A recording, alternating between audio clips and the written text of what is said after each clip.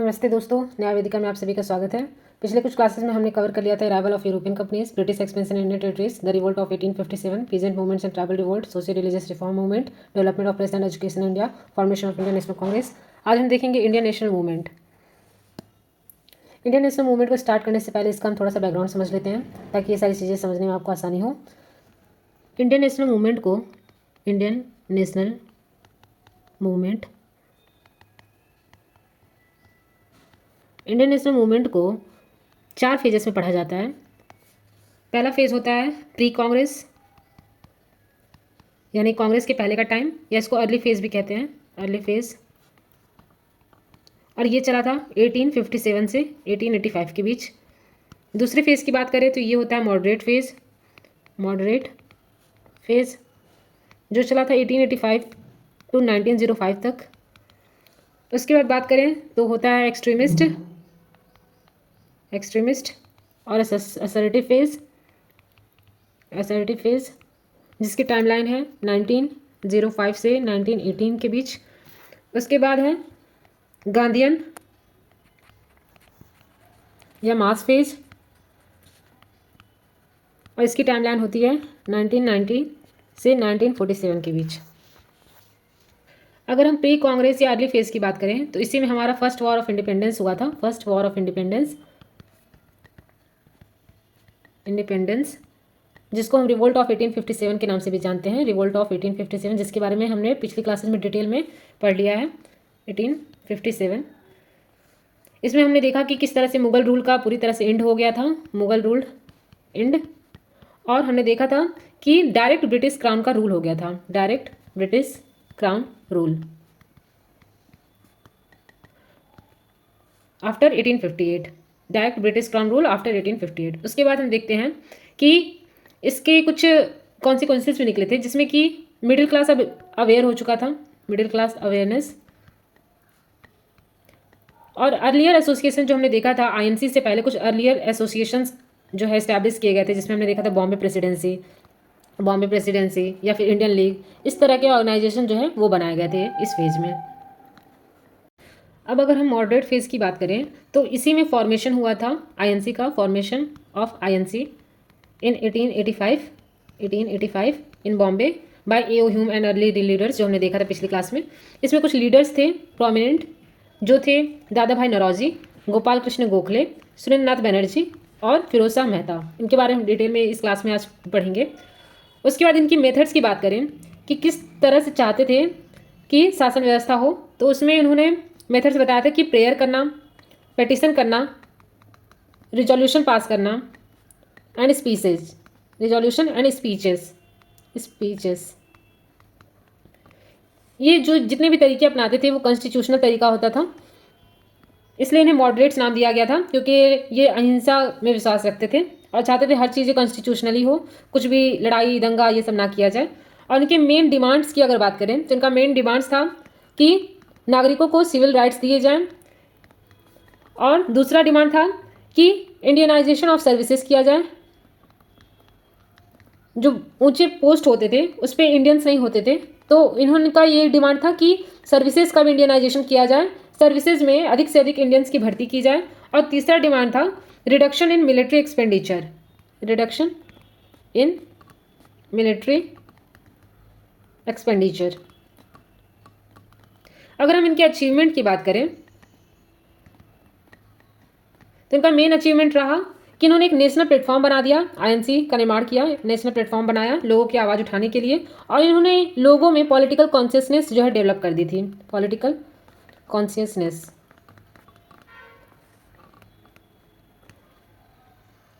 अब अगर हम इसकी कुछ कमियां देखें, कुछ लिमिटेशंस देखें, तो ये मेनली एलिट फोकस्ड था। गांधीयन एरा आने से पहले हम देखते हैं कि जितने भी ऑर्गेनाइजेशन बने वो मेनली एलिट फोकस था, वो लोगों तक नहीं पहुंच पाया, ग्राउंड लेवल तक उसकी पहुंच नहीं हो पाई थी, केवल ये एलिट फोकस्ड होकर रह गया था। और नो मास इन्वॉल्वमेंट था, जो लोगों को कनेक्ट करना था वो यहाँ पे नहीं हो पा रहा था, नो मास इन्वॉल्वमेंट। और अभी भी इन लोगों का जो फेथ था वो ब्रिटिश जस्टिस सिस्टम पे था कि ब्रिटिश शासन व्यवस्था अच्छी है और यहाँ पे भी थोड़ी सी सुधार की आवश्यकता है, बाकी ये इनके रूल में हम अपना विकास कर सकते हैं। तो ये सब कुछ कमियाँ थी। अब अगर हम एक्सट्रीमिस्ट या असर्टिव फेज की बात करें जो कि 1905 से 1980 के बीच चला था, इसमें हम देखते हैं कि इसका मेन ट्रिगर जो हुआ था, इसका जो ओरिजिन हुआ था वो हम देखते हैं पार्टीशन ऑफ बंगाल से हुआ था। पार्टीशन ऑफ बंगाल जो कि हुआ था 1905 में बाय लॉर्ड कर्जन, और इसने डिवाइड एंड रूल की पॉलिसी अपनाई थी। डिवाइड एंड रूल, इसके तहत उसने बंगाल का पार्टीशन किया था। इसमें अगर हम मेन लीडर की बात करें तो इसमें मेन लीडर से लाल बाल पाल ट्रियो भी इसे कहा जाता है। लाला लाजपत राय, बाल गंगाधर तिलक और विपिन चंद्र पाल। इसमें हमें अरविंदो घोष और एनी बेसेंट का नाम भी देखने को मिलता है। इसके अगर मेन मेथड्स की बात करें तो इन्होंने बायकॉट किया था, बायकॉट ऑफ फॉरेन गुड्स का बायकॉट स्टार्ट किया और एक स्वदेशी मूवमेंट चलाया। स्वदेशी मूवमेंट जिसमें क्या किया जाता था कि प्रमोट इंडियन प्रोडक्ट्स, ये लोग इंडियन प्रोडक्ट्स को प्रमोट किया करते थे। और इसने नेशनल लेवल पे एजुकेशन की बात की थी और लोगों को अवेयर करने का कोशिश किया था, नेशनल एजुकेशन। और अगर हम इनके स्लोगन की बात करें तो इनका मेन स्लोगन था, जैसे बाल गंगाधर तिलक के स्लोगन हम देखते हैं, Swaraj is my birth right, Swaraj is my birth right, is my birth right. और अगर हम की इवेंट्स की बात करें तो जैसे हमने पिछले सेशन में देखा था कि सूरत स्प्लिट हुआ था, सूरत स्प्लिट 1907 में आईएनसी के एक सेशन में। तो इसमें मॉडरेस्ट वर्सेस एक्सट्रीमिस्ट जो है वो हमें देखने को मिलता है। मॉडरेट्स जो है उन्होंने कहा कि हम एक अपना अलग सेशन चलाएंगे और एक्सट्रीमिस्ट ने कहा कि हम अलग रहेंगे, एक्सट्रीमिस्ट्स। और इसका अगर हम इम्पैक्ट देखें तो इसका इम्पैक्ट ये रहा कि एक मास अवेकनिंग लोगों में देखने को मिली कि हाँ, अगर हम एकजुट हो गए तो हम इम्पैक्ट ला सकते हैं, जो ब्रिटिश गवर्नेंस रूल है उसको हटाया जा सकता है। और इसने पहली बार देखा कि इकोनॉमिक बायकॉट करने का नतीजा क्या होता है, इकोनॉमिक बायकॉट। और क्योंकि ये ब्रिटिश ट्रेड को इम्पैक्ट कर रहा है तो इसका इम्पोर्टेंस है। और तीसरे की बात करें तो इसने फाउंडेशन रखा था, एक फाउंडेशन स्टोन का काम किया था फॉर लेटर मूवमेंट्स। अब आगे जितने भी मूवमेंट हुए उसका एक तरह से इसने फाउंडेशन रख दिया था कि हाँ, अब चीज़ें इस तरह से आगे बढ़ाई जा सकती हैं। अब अगर हम गांधीयन या फिर मास फेज की बात करें जो कि 1990 से 1947 के बीच हुआ था, इसमें हम देखते हैं कि यहाँ पे महात्मा गांधी की एंट्री हो जाती है। महात्मा गांधी, इनकी वापसी हुई थी साउथ अफ्रीका से 1915 में। और यहाँ पे हमें देखने को मिलता है कि इन्होंने जो भी मूवमेंट हुआ था, जिससे पहले जितने मूवमेंट हुए थे वो एक तरह से एक जगह पे सीमित हुआ करते थे, तो इन्होंने इसे मास स्ट्रगल में चेंज कर दिया था विथ हिज प्रिंसिपल लाइक सत्याग्रह और अहिंसा। और यहीं पे हम देखेंगे, ये अगली क्लासेस में हम ये सारी गांधीयन एरा की बात करेंगे। आज हम इन तीनों को समझेंगे अच्छे से। वैसे हमने इसे कंप्लीट कर लिया 1857 का रिवोल्ट, आज हम इन दोनों को समझेंगे मेनली। और यहाँ पे गांधीयन एरा में ही हम देखते हैं कि नॉन कोऑपरेशन मूवमेंट हुआ था, नॉन कोऑपरेशन मूवमेंट 1920 से लेके 1922 के बीच। और सिविल डिसोबीडियंस मूवमेंट भी हुआ था, सिविल डिसोबीडियंस मूवमेंट ये हुआ था 1930 से लेके 1934 के बीच। यहीं पे हमें साल्ट सत्याग्रह भी देखने को मिलता है जो कि दांडी में 1930 में हुआ था। और यहीं पे हुआ था क्विट इंडिया मूवमेंट 1942 में, जिसमें महात्मा गांधी ने डू और डाई का स्लोगन दिया था। और इसकी अगर एंड आउटकम की बात करें तो लास्ट में हमें देखने को मिलता है, इसका आउटकम ये निकला कि 15 अगस्त 1947 को इंडिया दो पार्ट में डिवाइड हुआ, भारत और इंडिया एंड पाकिस्तान, और ऐसे इंडिपेंडेंस दी गई, इंडिपेंडेंस। और जो कॉलोनियल रूल था वो इंडिया से पूरी तरह समाप्त हो गया। तो आज के सेशन में हम कवर करेंगे मॉडरेस्ट एंड एक्सट्रीमिस्ट फेज को डिटेल में। तो हम आते हैं अपनी स्लाइड पर। अब अगर हम यहाँ इंडियन नेशनल मूवमेंट की बात करें तो इसमें हमें मॉडरेट्स और एक्सट्रीमिस्ट दो फेज देखने को मिलते हैं। मॉडरेट्स फेज जो था वो 1885 टू 1907 तक डोमिनेट रहा और 1905 से लेकर 1918 तक पीक पे था। 1905 से 1908 में एक्सट्रीमिस्ट फेज।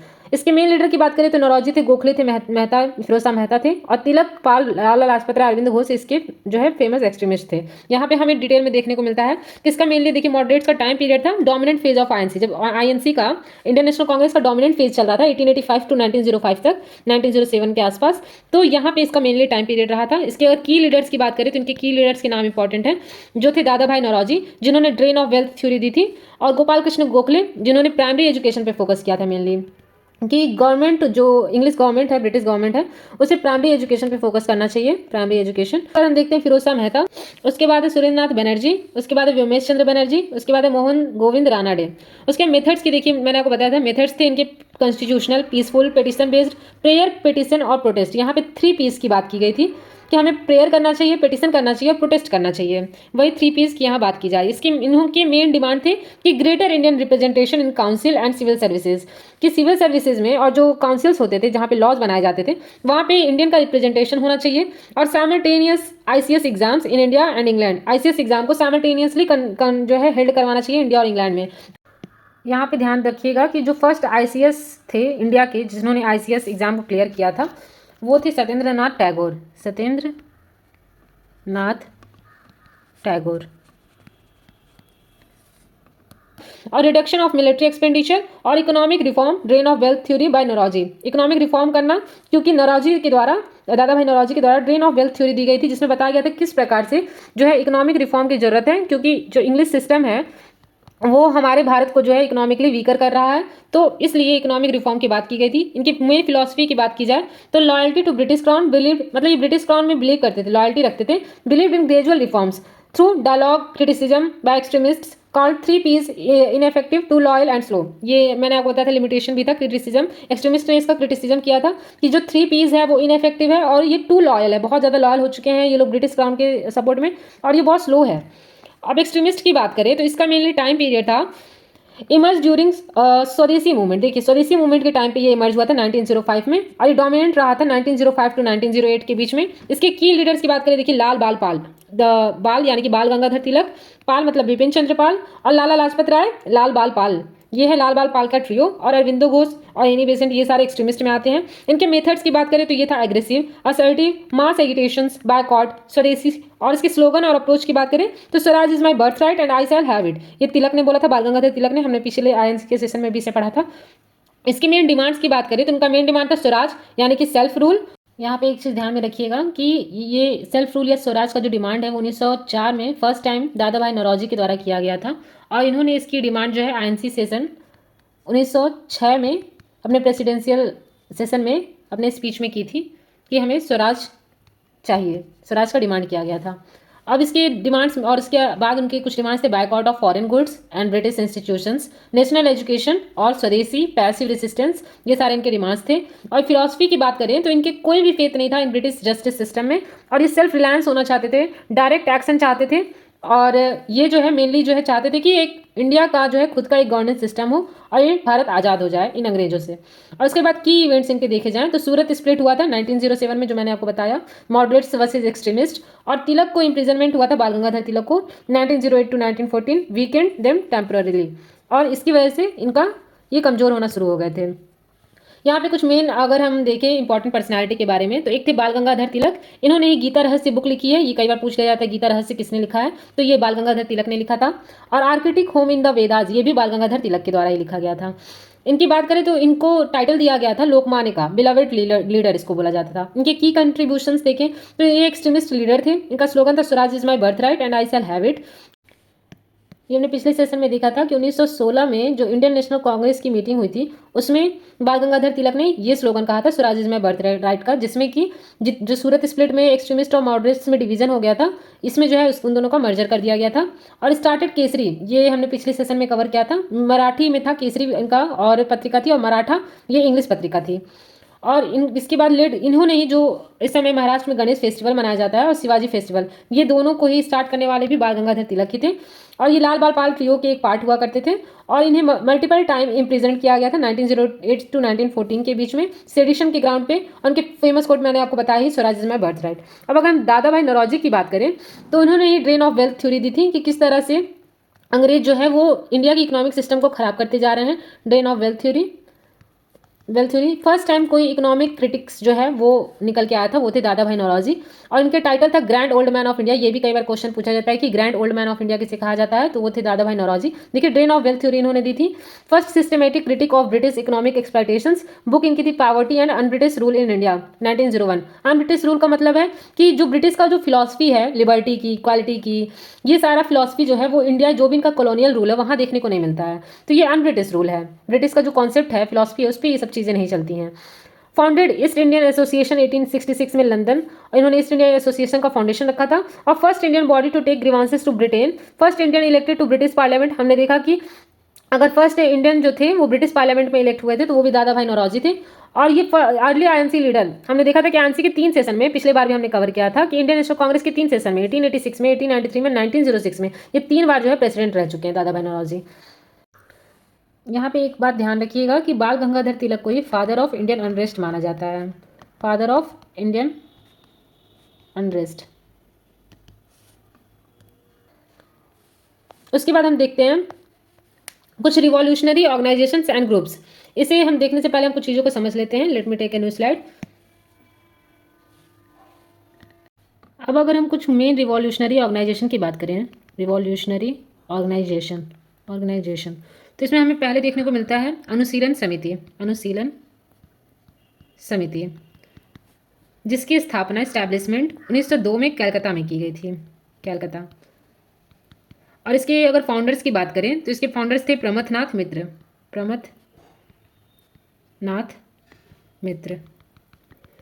इसके अलावा अन्य भी लीडर्स थे जैसे कि सतीश चंद्र बसु, अरविंदो घोष और बारिंद्र कुमार घोष। इनके मेन एक्टिविटीज़ की बात करें तो इनकी मेन एक्टिविटीज़ थे फिजिकल ट्रेनिंग कराना लोगों को, फिजिकल ट्रेनिंग, बॉम्ब मेकिंग,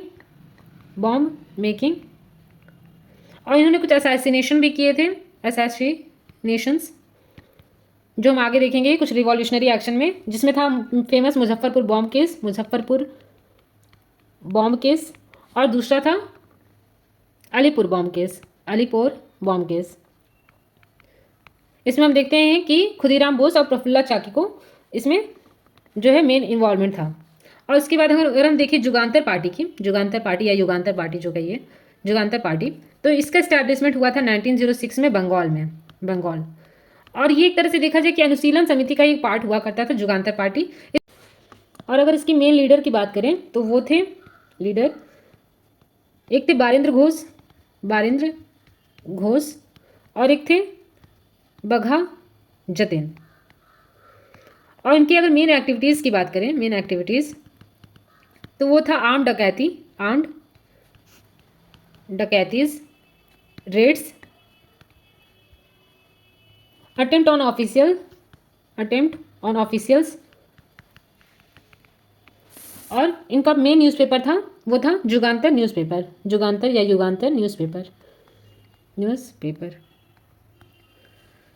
उसके बाद अगर तीसरा मेन ऑर्गेनाइजेशन देखें तो वो था, एक मिनट, अभिनव भारत सोसाइटी। ये इंपॉर्टेंट है, इसे ध्यान में रखिएगा, अभिनव भारत सोसाइटी।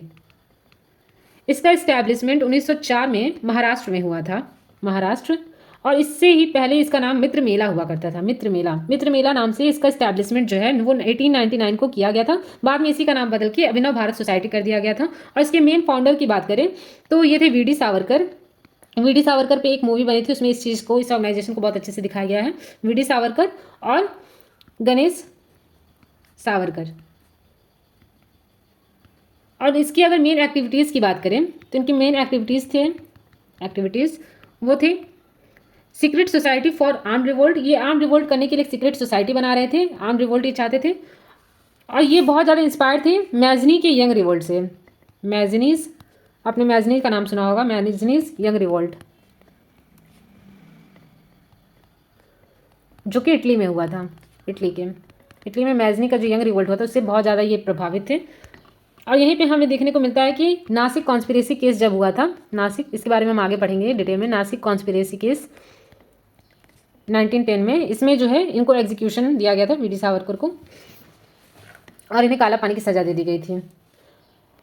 अब अगर हम चौथे ऑर्गेनाइजेशन की बात करें तो वो ऑर्गेनाइजेशन था गदर पार्टी। इसका इस्टेब्लिशमेंट जो है 1913 में यूएसए में हुआ था, यूएसए एंड कनाडा। इसके मेन फाउंडर की बात करें तो वो थे लाला हरदयाल, सोहन सिंह भाकना और ये करतार सिंह सरभा। और उनकी अगर मेन एक्टिविटीज़ की बात करें तो वो थी एक्टिविटीज़,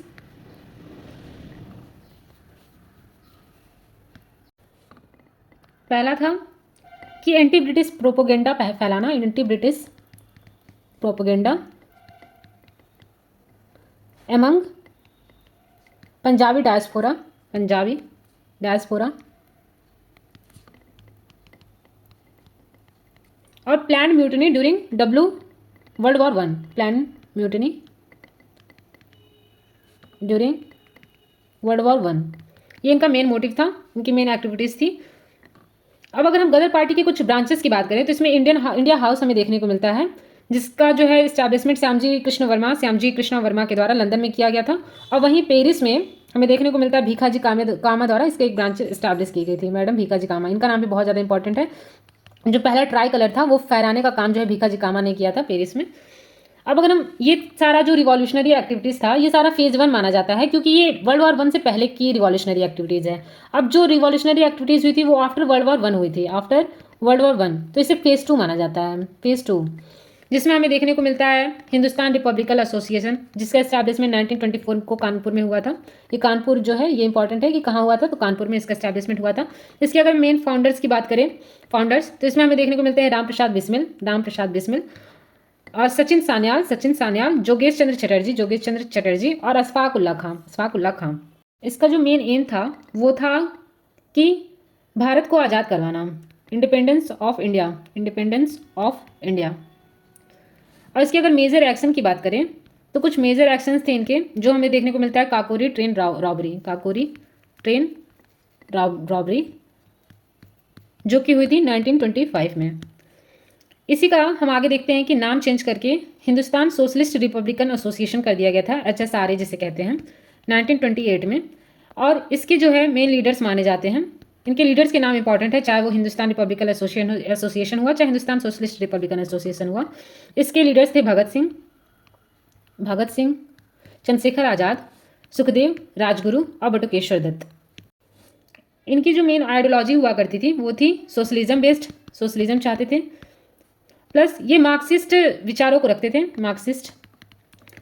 और इनका जो मेन जो पर्पस था वो था कंप्लीट इंडिपेंडेंस ऑफ इंडिया। और इनके मेन एक्शन की बात करें तो ये था सॉन्डर्स मर्डर,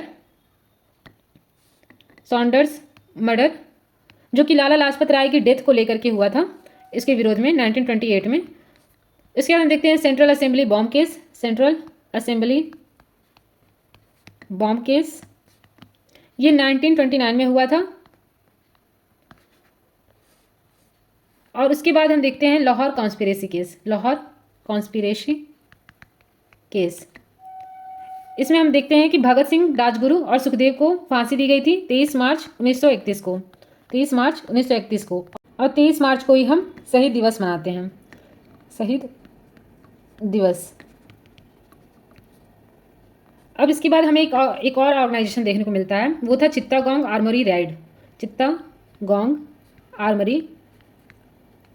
रेड, जो कि 1930 में बंगाल में हुई थी।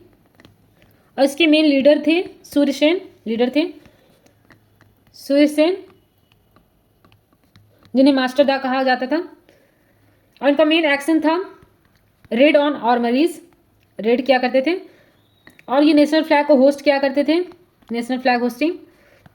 और हम देखते हैं इसका आउटकम था कि सूर्य सेन को कैप्चर कर दिया गया था और हैंग कर दिया गया था 1934 में। और इसमें इन्होंने यूथ को मैसिवली इंस्पायर किया यूथ को मैसिवली। तो ये हमने देखा है जितने भी इंपॉर्टेंट रिवॉल्यूशनरी ऑर्गेनाइजेशन थे। अब हम अपनी स्लाइड पे आते हैं। अब अगर हम यहाँ अनुशीलन समिति की बात करें तो इसका फाउंडेशन स्टोन रखा था सतीश चंद्र बसु ने और प्रमथनाथ मित्र ने, जो मैंने आपको पहले बताया है। और इसका जो है अगर हम देखा जाए मेन नेचर क्या था, फिजिकल ट्रेनिंग और बॉम्ब मेकिंग।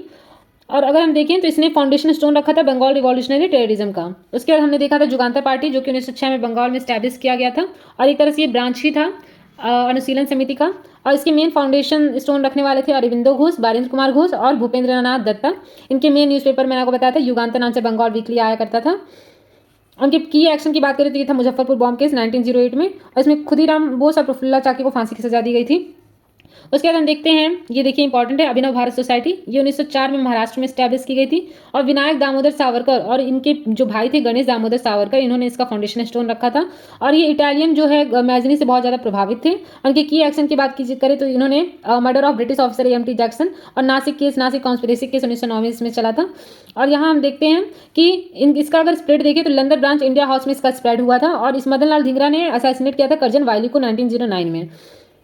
उसके बाद हम देखते हैं गदर पार्टी। तो गदर पार्टी की स्थापना 1913 में सैन फ्रांसिस्को यूएसए में की गई थी। और इसका फाउंडेशन स्टोन ये इंपॉर्टेंट, लाला हरदयाल, सोहन सिंह भाकना और करतार सिंह सरभा, ये इंपॉर्टेंट है। और इन्होंने गदर जो है ये पूछा गया था एक बार प्रीवियस ईयर क्वेश्चन में, मैंने देखा था कि गदर जो है कहाँ से पब्लिश किया गया था, तो ये यूएसए से किया गया था। और ये जो पत्रिका देखा जाए तो लाला हरदयाल की थी। और म्यूटनी मीनिंग रिवोल्ट यहाँ पे हुआ करता था। नेचर इसका क्या था कि overseas Punjabi, Sikh and Hindu revolutionaries को जन्म देना और टारगेटेड ब्रिटिश इंडियन आर्मी को टारगेट करना। अब अगर हम देखें, उसके बाद देखते हैं हम हिंदुस्तान रिपब्लिकल एसोसिएशन एचआरए, जो मैंने आपको बताया था, जो बाद में इसका नाम चेंज कर दिया गया था हिंदुस्तान सोशलिस्ट रिपब्लिकल एसोसिएशन 1928। इसकी जो है मेन हिंदुस्तान रिपब्लिकल एसोसिएशन के फाउंडेशन स्टोन रखा था रामप्रसाद बिस्मिल ने। ये नाम इंपॉर्टेंट है, रामप्रसाद बिस्मिल, सचिन नाथ सान्याल और अशफाक उल्लाह खां। और वहीं अगर हम इसकी मेजर एक्शन की बात करें तो वो था काकोरी ट्रेन रॉबरी 1925 में। अगर हम एचएसआरए की बात करें तो इसके मेन लीडर्स ध्यान में रखिएगा, भगत सिंह, सुखदेव, राजगुरु, चंद्रशेखर आजाद और जतिन दास। और इसके अगर मेन एक्शन की बात करें तो वो था साउंडर्स मर्डर और central legislative assembly bomb case, जिसमें कि भगत सिंह और बटुकेश्वर दत्त शामिल थे। और लाहौर कॉन्स्पिरेसी केस देखें तो भगत सिंह, सुखदेव, राजगुरु, इन्हें इसकी वजह से हैंग कर दिया गया था 23 मार्च 1931 में लाहौर कॉन्स्पिरेसी केस के अंतर्गत। अगर हम इंकलाब जिंदाबाद स्लोगन की बात करें तो इसे क्वाइन किया था मौलाना हसरत मोहानी के द्वारा। मौलाना हसरत मोहानी, इनके द्वारा इस वर्ड को क्वाइन किया गया था। और इसका डेट था 1921। और इसे बाद में पॉपुलर किया था, वो किया था भगत सिंह ने, भगत सिंह। अब हम बात करते हैं मेजर रिवॉल्यूशनरी एक्शन की। अब अगर हम मेजर रिवॉल्यूशनरी एक्शन की बात करें, मेजर रिवॉल्यूशनरी एक्शन, तो इसमें हम सबसे पहले देखते हैं Muzaffarpur bomb case. Muzaffarpur bomb case जो कि बिहार में है, मुजफ्फरपुर बॉम्ब केस। इसमें शामिल थे खुदीराम बोस, इसके लीडर थे खुदीराम बोस जो कि मात्र 18 साल के थे। और प्रफुल्ला चौकी, जिसके बारे में हमने अनुशीलन समिति में पढ़ा था। इनका टारगेट था मेनली ब्रिटिश मजिस्ट्रेट किंग्सफोर्ड, क्योंकि इन्होंने बहुत सारे हार्ड सेंटेंसेस दिए थे, जिसकी वजह से खुदीराम बोस और प्रफुल्ला चौकी ने टारगेट किया था किंग्सफोर्ड को। पर इससे क्या हुआ, इसका आउटकम क्या निकला कि इसमें 2 ब्रिटिश लेडीज थी, वो मर गई। बॉम्ब जो है वो मिस कर दिया उन्होंने, तो किंग्सफोर्ड की जगह 2 ब्रिटिश लेडीज मर गई। और खुदीराम बोस को हैंग किया गया था। और प्रफुल्ला चौकी ने खुद को शॉर्ट कर लिया था। खुदीराम बोस को सबसे यंगेस्ट रिवॉल्यूशनरी मार्टिर माना जाता है, यंगेस्ट रिवॉल्यूशनरी मार्टिर। पर इसका एक इम्पैक्ट हुआ, वो इम्पैक्ट था कि इसने नेशन को पूरी तरह से शॉक कर दिया था। कितने छोटे बालक को एक शहीद इन्होंने फांसी पे चढ़ा दिया है। और इन्होंने यूथ को बहुत ज़्यादा इंस्पायर्ड यूथ। अब अगर हम दूसरा मेजर रिवॉल्यूशनरी एक्शन की बात करें तो वो था अलीपुर बॉम्ब केस, जिसे मनी कटोला कॉन्स्पिरेसी भी कहा जाता है, मनी कटोला कॉन्स्पिरेसी, जो कि 1908 में हुआ था। और इसके मेन लीडर थे अरविंदो घोष और बालेंद्र कुमार घोष।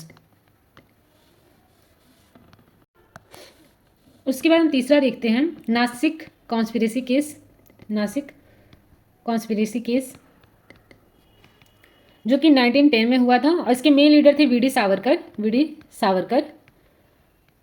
जो कि अभिनव भारत का जो है स्थापना इन्होंने किया था, वी डी सावरकर ने। इसमें मेन एक्शन यही हुआ था कि इसमें एक ब्रिटिश ऑफिसर था एम.टी. जैक्सन, जिसका असैसिनेशन किया था अनंत कान्हेरे। यहाँ पे अनंत कान्हेरे को जो है फांसी की सजा दी गई थी। और वी डी सावरकर को जो है आजीवन काला पानी की सजा दी गई थी, अंडमान में काला पानी। और वहीं अगर हम चौथे मेन रिवॉल्यूशनरी एक्शन की बात करें तो वो था गदर म्यूटिनी अटेम्प्ट, जो कि 1915 में हुआ था। और इसके मेन लीडर की बात करें तो लाला हरदयाल थे और करतार सिंह सरभा थे। और उसके बाद इनका जो मेन प्लान था वो मैंने आपको पहले समझाया था कि साइमल्टेनियसली म्यूटिनी इन आर्मी करना और Punjab uprising during World war 1, ये इनका मेन जो है मोटिव था। और यहाँ पे भी हम देखते हैं कि बहुत सारे जो गदरियंस थे उनको हैंग कर दिया गया था, उनको एग्जीक्यूट किया गया था। उसके बाद हम देखते हैं कि जो लेटर जो HRA और HSRI का जो एक्शन था उसमें था काकोरी ट्रेन रॉबरी। इसके बारे में हम आगे के सेशन में भी देखेंगे, तो इसलिए इसे डिटेल में यहाँ कवर नहीं कर रहे हैं। ये 1925 में हुआ था और इसमें रामप्रसाद बिस्मिल, अशफाकुल्ला खां, चंद्रशेखर आज़ाद ये शामिल थे। रामप्रसाद बिस्मिल, अशफाकुल्ला खां और चंद्रशेखर आज़ाद इसमें शामिल थे। इसके बाद हम देखते हैं सॉन्डर्स मर्डर या फिर Lahore conspiracy case. Lahore conspiracy case, इन सबका डेट याद रखना इंपॉर्टेंट है, क्योंकि मैंने कई बार देखा है कि इसे क्वेश्चंस में क्रम में व्यवस्थित करने के लिए कहा जाता है जितने भी एक्शंस हुए थे। इसके जो है मेन लीडर्स जो हैं वो थे भगत सिंह, राजगुरु और सुखदेव, जो कि HSRA के मेंबर थे। और इसका मेन जो रीज़न था वो था लाला लाजपत राय की मौत का बदला लेना, जो कि उन पर लाठीचार्ज किया गया था, उनकी मृत्यु हो गई थी। उसके बाद अगर हम दूसरे एक्शन की बात करें तो वो था central legislative assembly bomb case. Central legislative assembly bomb case जो कि 1929 में हुआ था और इसके मेन लीडर थे भगत सिंह और बटुकेश्वर दत्त। भगत सिंह और बटुकेश्वर दत्त, इसके बारे में भी हम डिटेल में आगे देखेंगे। और उसके बाद है लाहौर कॉन्स्पिरेसी केस, जो मैंने आपको बताया भगत सिंह, सुखदेव और राजगुरु, इन्हें 1931 में फांसी की सजा दी गई थी। उसके बाद है Chittagong armoury raid case. Chittagong armoury raid case जिसके बारे में हमने पहले भी देखा है, इसके मेन लीडर थे सूर्यसेन। अब हम अपने स्लाइड पे आते हैं। ये है हमारा मेन रिवॉल्यूशनरी एक्शन, जिसमें हम अर्लियर फेज में देखें जो कि बंगाल और महाराष्ट्र में हुआ था। मुजफ्फरपुर बॉम्ब केस, ये मजिस्ट्रेट किंग्स फोर्ट को जो है उसको टारगेट करके किया गया था और इसमें जो है खुदीराम बोस और प्रफुल्ला चाकी शामिल थे। इसका आउटकम हुआ कि खुदीराम बोस को हैंग किया गया था। फर्स्ट रिवॉल्यूशनरी मार्टिर इन्हें माना जाता है और सबसे कम उम्र में मार्टिर भी खुदीराम बोस ही हुए थे। अब अगर हम अलीपुर बॉम्ब केस की बात करें तो ये मणिकटला गार्डन में हुआ था और इसमें की एक्यूज्ड बारिन कुमार घोष और अरविंदो घोष। नासिक कॉन्स्पिरेसी केस की बात करें तो इसमें जो है जो ब्रिटिश ऑफिसर AMT जैक्सन थे, इनका असैसिनेशन किया गया था और इसमें गणेश दामोदर सावरकर और विनायक दामोदर सावरकर इसमें की एक्यूज्ड थे। इसका आउटकम क्या हुआ कि सावरकर ब्रदर्स को जेल में अंडमान में काला पानी की सजा दी गई थी। उसके बाद हम गदर फेज की बात करें तो ये गदर म्यूटनी हुआ था फरवरी 1915 में। इसके मेन लीडर्स माने जाते हैं लाला हरदयाल, करतार सिंह सराभा और रास बिहारी बोस। इनका प्लान था कि simultaneously revolt by Indian soldiers Punjab and Bengal के रीजन में, और इसका आउटकम क्या निकला था कि betrayed and crossed and many hanged, example Kartar Singh Sarabha को हैंग किया गया था। उसके बाद हम कुछ और एक्शन की बात करें तो HRA और HSRA फेज, इसमें हुआ था काकोरी ट्रेन रॉबरी और सॉन्डर्स मर्डर और central legislative assembly bomb case और लाहौर कॉन्स्पिरेसी केस। इसमें अगर हम देखते हैं कि HRA मेंबर्स को ने जो है रॉब किया था government treasury train near Lucknow और इसमें मेन लीडर्स शामिल थे रामप्रसाद बिस्मिल, अशफाकुल्ला खां, चंद्रशेखर आज़ाद। और इसे काकोरी कॉन्स्पिरेसी केस बाद में से नाम दे दिया गया है। 4 revolutionaries were sentence to death, Ramprasad Bismil, Ashfaqulla Khan, Rajendra Lahiri and Thakur Roshan Singh. यहाँ पे जो है इन चारों को फांसी की सजा दी गई थी, रामप्रसाद बिस्मिल को, अशफाकुल्ला खां को, राजेंद्र लाहिरी को और ठाकुर रोशन सिंह को। यहाँ पे एक बार क्वेश्चन पूछा गया था कि राजेंद्र लाहिरी को कहाँ पे फांसी की सजा दी गई थी, तो वो गोंडा डिस्ट्रिक्ट था। सॉन्डर्स मर्डर केस की बात करें तो इसका रिवेंज एक तरह से लिया गया था लाला लाजपत राय के डेथ का, जो कि लाठीचार्ज उनकी डेथ हुई थी। इसके मेन परपेट्रेटर्स थे भगत सिंह, राजगुरु, सुखदेव और चंद्रशेखर आज़ाद। और इसने ही इसका आउटकम यही था कि led to Lahore conspiracy case. Lahore conspiracy case यहाँ पे ये हुआ था।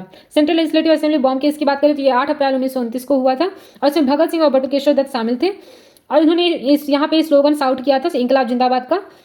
इनका मेन गोल यहाँ पे यही था कि protest against public safety bill और ट्रेड डिस्प्यूट बिल, 2 बिल पारित किए गए थे जिसके विरोध में इन्होंने ये काम किया था और इसका मेन आउटकम यही निकला कि उन्हें अरेस्ट किया गया और ट्रायल स्टार्ट किया गया था।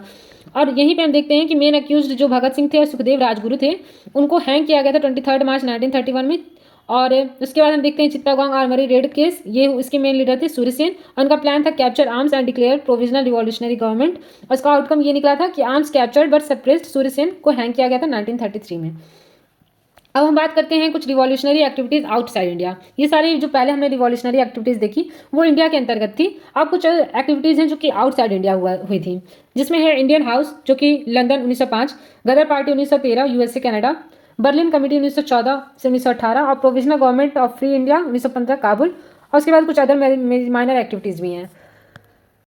अगर हम इंडिया हाउस की बात करें तो इसे लंदन में 1905 में स्टैब्लिश किया गया था। यहाँ पे इनका नाम इंपॉर्टेंट है कि इसका फाउंडेशन स्टोन रखा था श्यामजी कृष्ण वर्मा ने और इसका लोकेशन था लंदन। इसके की फिगर्स की बात करें तो वो थे मदन लाल धिंगरा, VD सावरकर और VVS अय्यर। यहाँ पे अगर हम गदर पार्टी को देखें तो इसकी इस्टेब्लिशमेंट जो है 1913 में यूएसए कनाडा में की गई थी, सैन फ्रांसिस्को यूएसए। देखिए इनके मेन फाउंडर्स थे लाला हरदयाल, सोहन सिंह भागना और करतार सिंह और रास बिहारी बोस।